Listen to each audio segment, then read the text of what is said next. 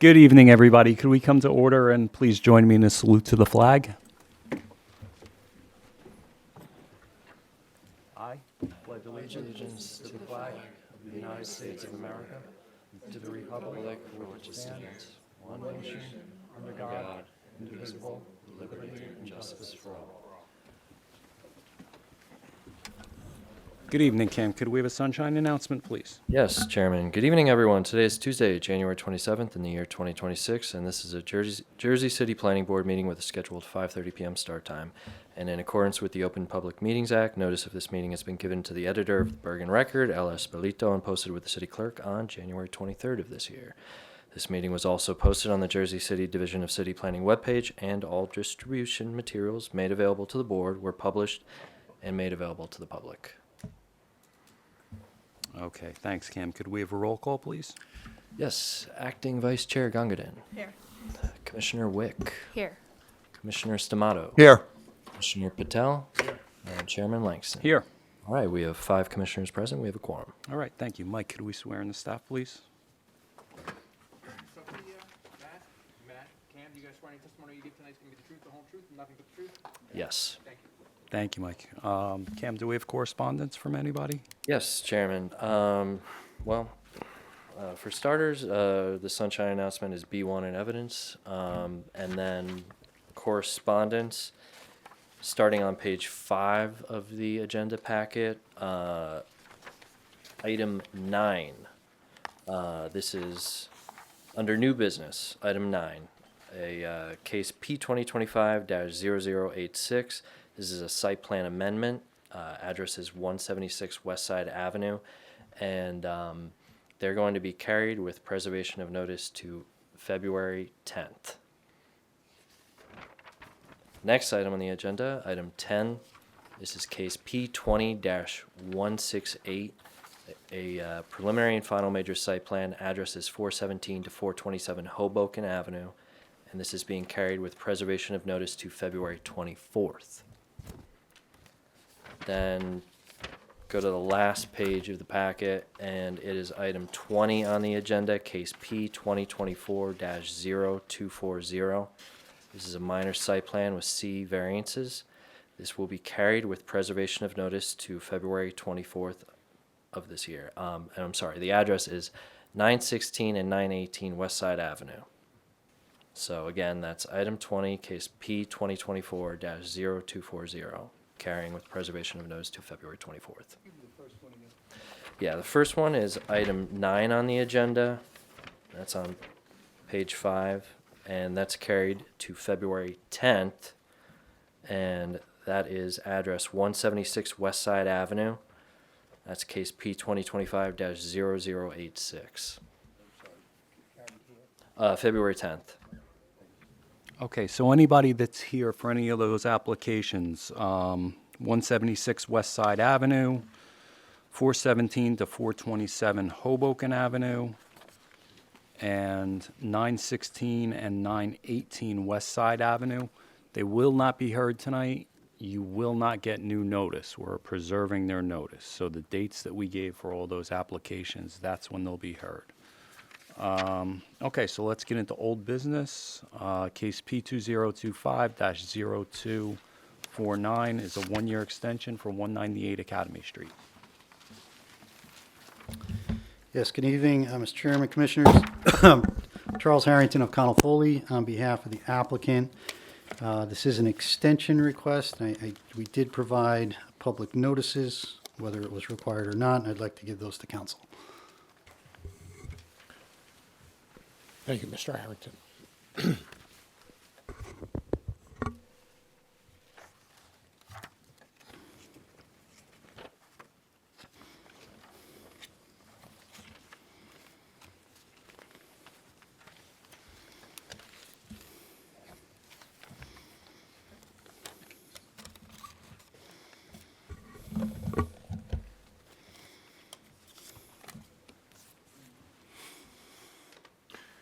Chairman, I received the affidavit of notice proof of publication with respect to the extension request at 198 Academy Street. It does appear to be in order. We're going to mark it as A1 for purposes of the record. Okay, thank you, council. One more announcement I have to make, everybody. We do have security leaving a little earlier than usual tonight. We won't hear any new applications after 9:30 tonight, and meeting is going to be done at 10 o'clock at the latest, okay? Thank you. Go ahead, council. Okay, thank you. So this application before you is for a one-year extension on this approval, but it's a little different from what we usually present to the board, and in that this request, the approval has already run its 5 years, or it hasn't run it yet. It's the fifth. The termination of the last year of the extension is due to expire on March 9th, 2026. So there's a provision in the municipal land use law that we have presented on larger projects to the board. When you're over 100 units, you can request to the board for an additional extension beyond that. That's NJSA 40:55D-52E.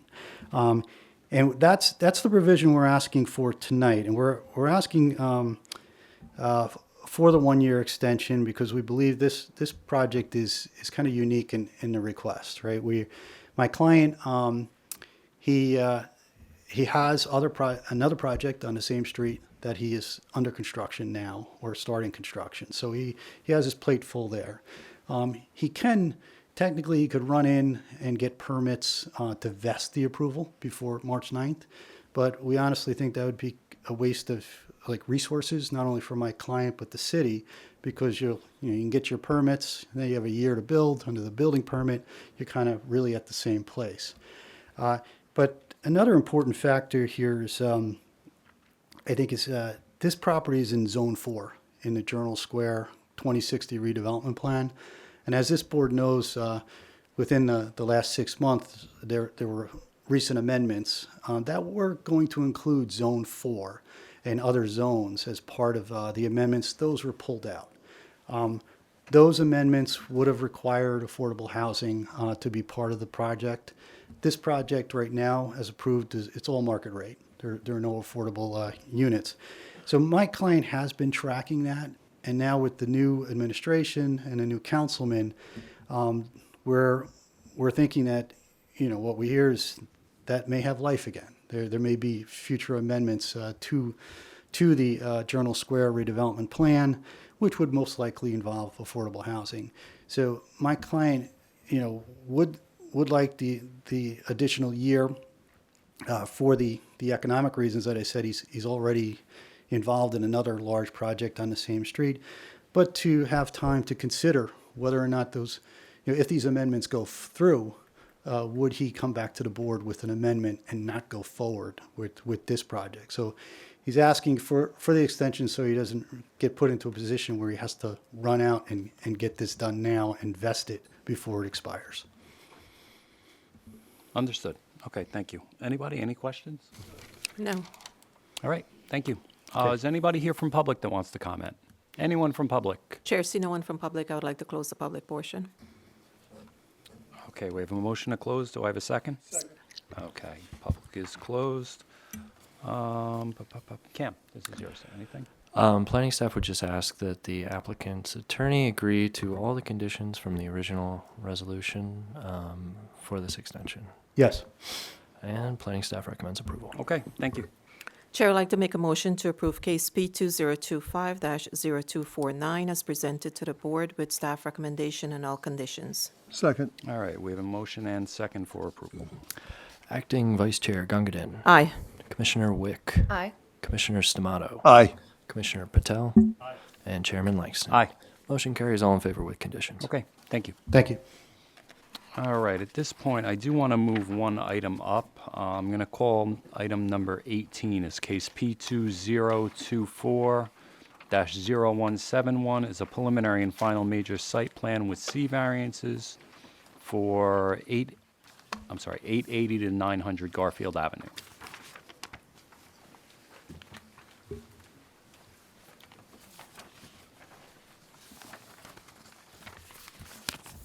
Good evening. Good evening. Oh, a little close. Okay. I'm Jennifer Bogdansky with the firm Connell Foley, representing the applicant. This is for a property that's located within Zone A in the mixed-use district of the Canal Crossing redevelopment plan. Our client is the designated redeveloper for a rather large area within the redevelopment area. The application that we're talking about tonight is for the redevelopment plan blocks number 10, 12, and 12P. Later, we'll be coming back for future approvals with regard to blocks 14, 15, 16, and 17.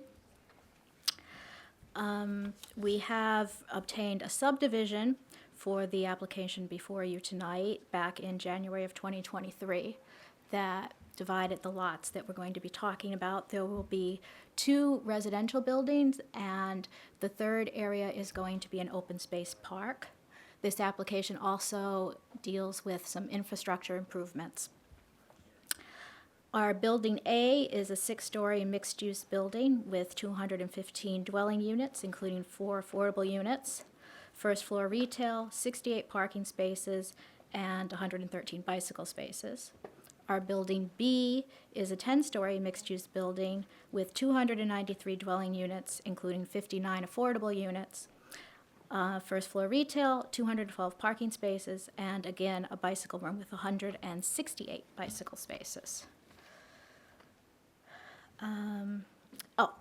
To just double back for a second, those future approvals, in accordance with the redevelopment agreement, we will be applying for those 24 months after we have the COs for the 2 buildings that we're discussing this evening. The project is using Aspire, and we will have 20% affordable units. I just mentioned the number of affordable per building. Under the redevelopment plan, we were only required to have 9%, so that's the increase up to 20.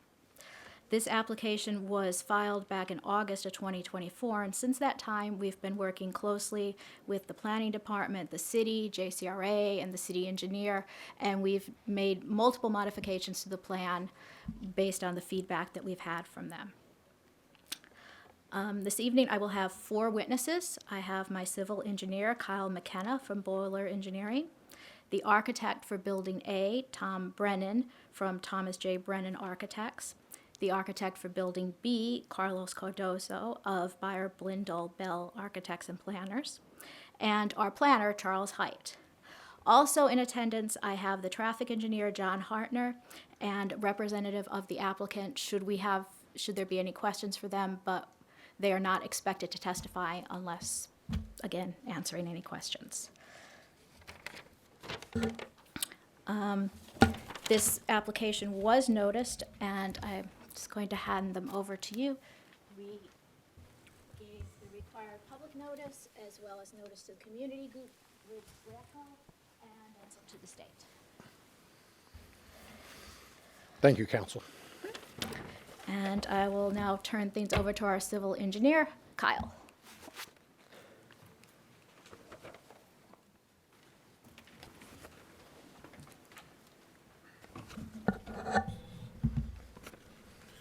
Chairman, I received the affidavit and notice proof of publication with respect to the preliminary and final major site plan with various deviations for the property 880-900 Garfield Avenue. It does appear to be in order. I'm going to mark it as A1 for the record. Thank you, counsel. Good evening. You swear any testimony you give tonight is going to be the truth, the whole truth, and nothing but the truth? I do. For the record, can you state your full name? Sure, it's Kyle McKenna, KYLE-MCKENNA, representing Bowler Engineering, 30 Independence Boulevard in Warren, New Jersey. Mr. McKenna, good evening. Your license is current in the state of New Jersey tonight? It is. Okay, thank you. You're qualified.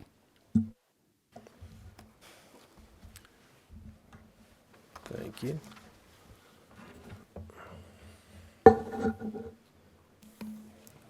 Jack?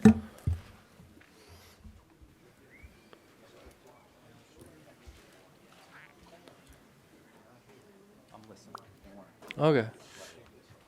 Oop.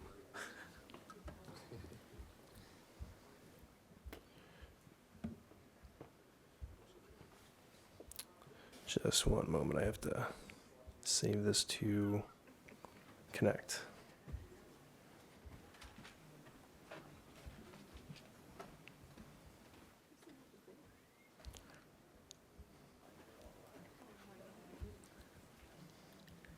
no minute.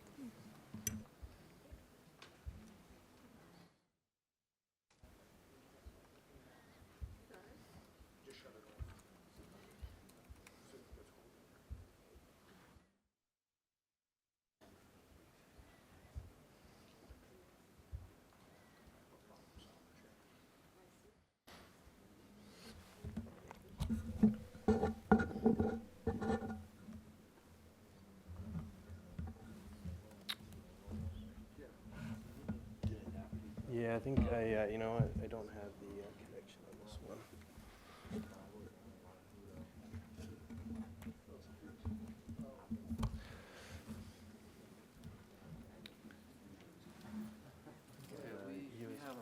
USB-C. Okay, Is what cool, I have yeah. on here. Yeah. Yeah, over this side. Thank you very much.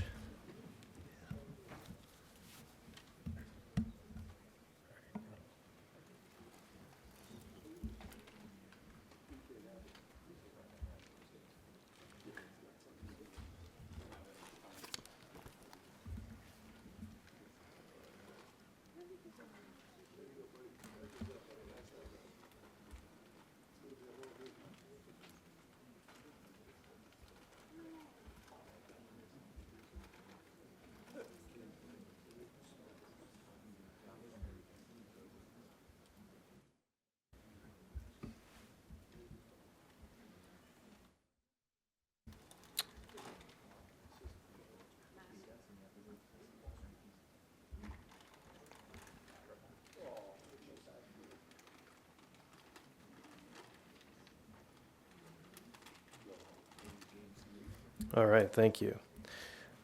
So I'm going to start by my presentation. It's going to cover existing conditions of the site. Should be pretty simple because there's not too much out there. And then I'm going to run through the proposed development. I'm going to touch briefly on the buildings, but we do have the project architects here that are going to get into the details on the building. So I'm going to focus on layout of the proposed roadway system, how it interacts with the proposed buildings, access around the project area, and then I'll touch on some landscaping, amenity areas for the buildings, and the canalway and park area that we're proposing as part of the project. So as Jen had noted, the area of the site on this exhibit that we'll be introducing, this is an exhibit. This would be Exhibit A1. It's an aerial exhibit delineating. We're up to A2, sir. Apologies. Sir, do you have a slideshow by chance? Like a PowerPoint? Yes. We just have these are the slides that we'll be proposing. How many slides are there? There are 6 for the civil testimony, and there will be additional for the architectural. So A2 will be the 6 slides?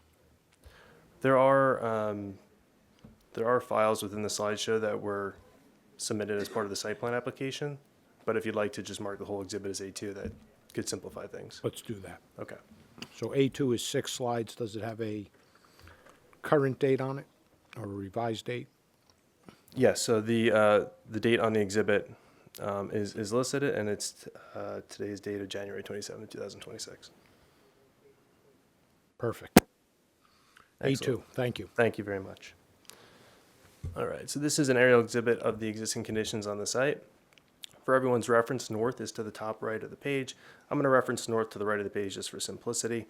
The area of the site is delineated in yellow, with the 3 proposed lots delineated by the dark black lines, with the first lot, proposed lot 1 on the south end of the project, and then there's proposed lot 1 and 2 of block 215-01.02, which will comprise proposed building B.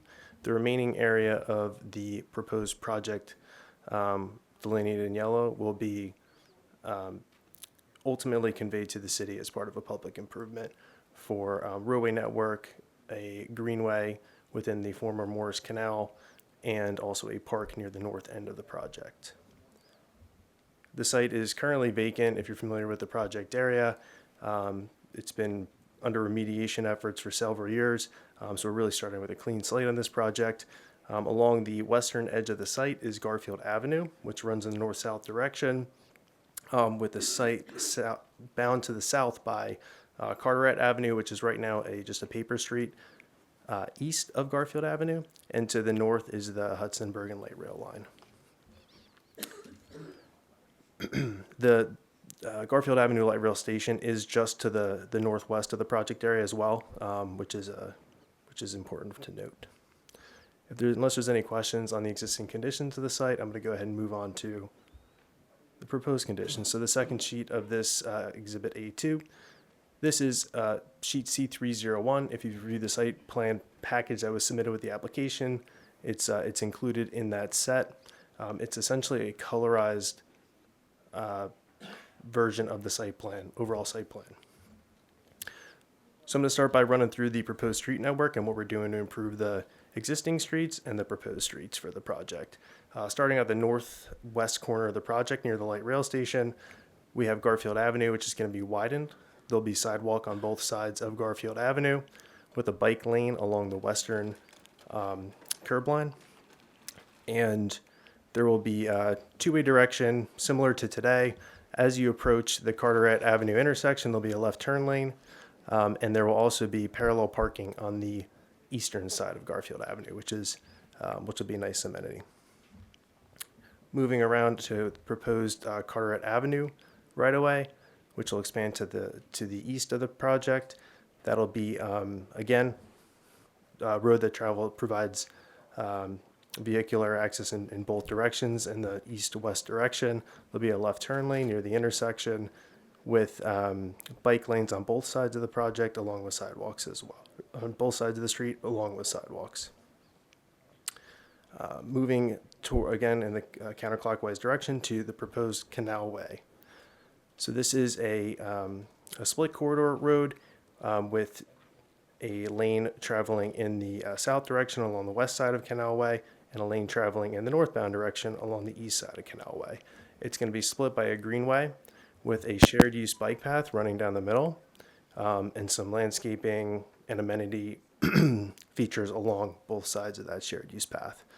That shared use path will provide access from the southern end of Canal Way, which abuts the future development within the Canal Crossing redevelopment area. And it'll traverse up to the north end of Canal Way, where the street will terminate, and it'll just be a shared use bike path providing access out and around to Garfield Avenue, heading towards the light rail station. The project will be bisected by Hampshire Mews, which is again is a proposed road. Access in both directions, but no parallel parking on that, with sidewalks beyond the edge of the road. The project is going to be, the main focus of the project this evening is going to be the proposed buildings. So to the south side of the project, we have proposed Building A, which is a 6-story, 215-unit mixed-use project with approximately 6,800 square feet of retail. We have the project architects going to take a deep dive on the details of the building, but we're going to provide kind of a brief summary of what the interaction between the site and the building is. Access for vehicular access and pedestrians as well. So along Garfield Avenue, we'll have retail uses, which will be at grade level along the street with access along Garfield Avenue. The lobby for the residents, the main lobby for the residents, will be located near that northern corner of Garfield, where Garfield Avenue and Hampshire Mews intersect. Vehicular access will be provided along excuse me, the eastern side of the building, right near the middle along that southbound side of Canal Way.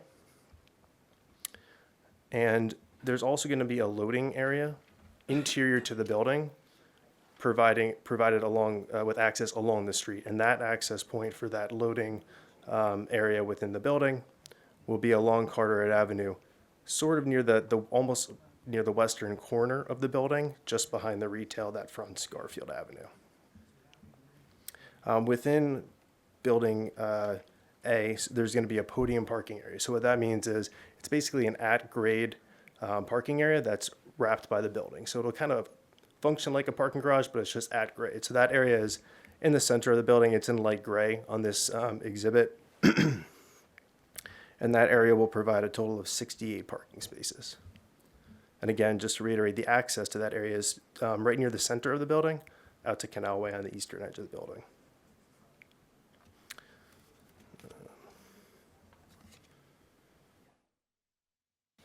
For building B, similar configuration. There's going to be retail along the majority of Garfield Avenue, and the retail will also wrap around that northern end of the project along the park area, about 100 feet back from Garfield Avenue. The main lobby for the residents will be near the eastern corner of the building along Canal Way, and access to the parking area for the building will be almost split down the middle of the building in the back on the eastern side along Canal Way. And that parking is actually a structured parking area. So it's going to be multi-level structured parking, which provides 212 parking spaces. And the access point will be from Canal Way. Similar to Building A, there is a loading area within the building, one loading space, and that access point will be from Hampshire Muse. Again, on the near the southwest corner of the building, just step back behind the retail along Garfield Avenue. One thing I'd like to note about that access point, it is that we are requesting, variance relief for the curb cut width that is being proposed there. So the redevelopment plan permits a 10-foot curb cut for a one-way access. We are proposing a 15-foot curb cut there in that location. The reason for this is really just to provide adequate turning movement for vehicles accessing that loading area. The reason we're requesting it here and not elsewhere on the project is that being located along Hampshire Muse, it is the tightest right of way, so we are requesting that relief in this area to facilitate the turning movement in for loading operation. Trash and refuse will be handled internal to the building. Again, I'll let the architects get into the details on how that will operate. However, the trash rooms are generally in close proximity to the loading space, so it's a pretty convenient location for that as well. A little more detail on the parking. So in total for the project, we're proposing 280 spaces between the two buildings. So the minimum required per the ordinance would be 214. We're proposing 280.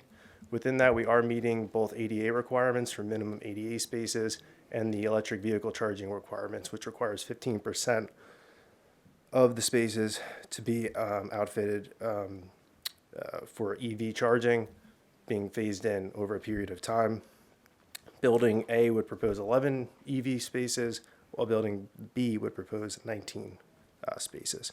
We're also proposing bike storage areas within the buildings, totaling 281 bike storage area for up to 281 bicycles, whereas 268 minimum are required. So we are meeting that requirement as well. I also didn't mention, it's not included in the parking calculation. However, there are proposed parallel parking spaces throughout the site. As I alluded to in my initial description, there's approximately 50 spaces shown on this plan, but they're not included in the parking calculation that I just provided.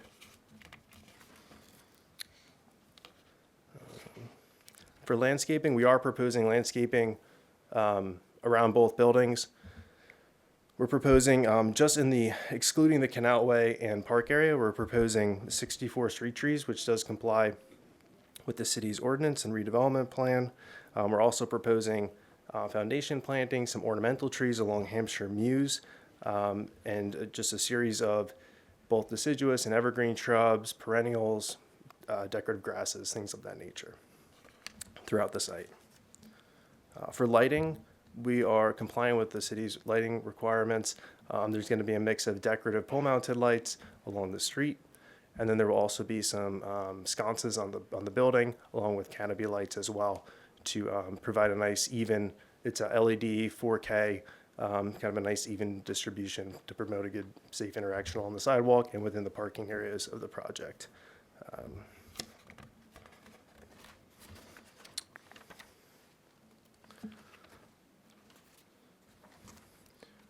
I'm going to touch on the amenity spaces within the building as well. Just briefly before I leave the buildings. So this is an exhibit for the second floor amenity space within Building A. So Building A has two amenity areas, one on the second floor. Again, this would be limited to the residents of the building, but provide a nice amenity area for them. This area on the second floor provides a nice shaded entertainment area, some areas to lounge, tables, a spa area, and an outdoor kitchen area. There will also be, you can see there's some green areas here as well that'll be planted, provide a nice like green roof benefit to the project. For the second area on Building A is the rooftop amenity space shown here. Again, pretty similar benefit, seating areas, areas to kind of lounge, paver patio areas, again with some mix of synthetic grass areas and also planted areas as well. For Building B, there's a nice rooftop amenity space for that building as well, with a pool area. Again, shaded structures for lounging, tables for seating, synthetic lawn areas, and planted landscaped areas as well.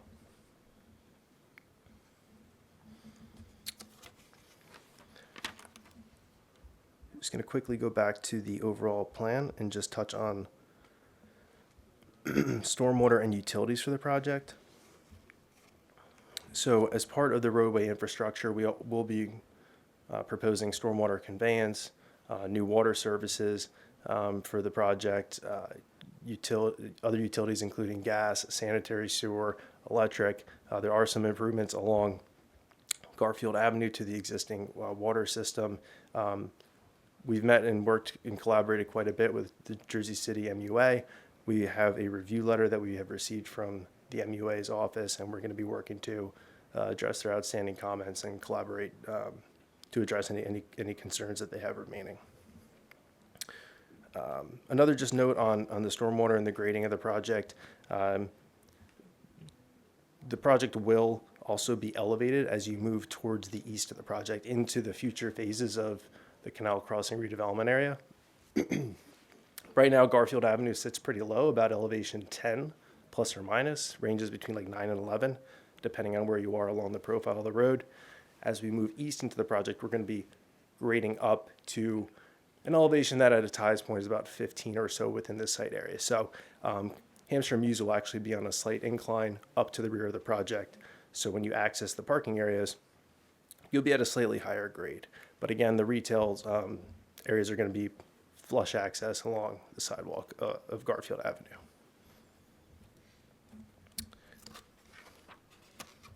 I'd also like to note that we have met with the Transportation Department, and we've received review letters from the Transportation Department with respect to the overall layout and configuration of the project for pedestrian and vehicular traffic, as well as the shared use areas of the site and the bike paths.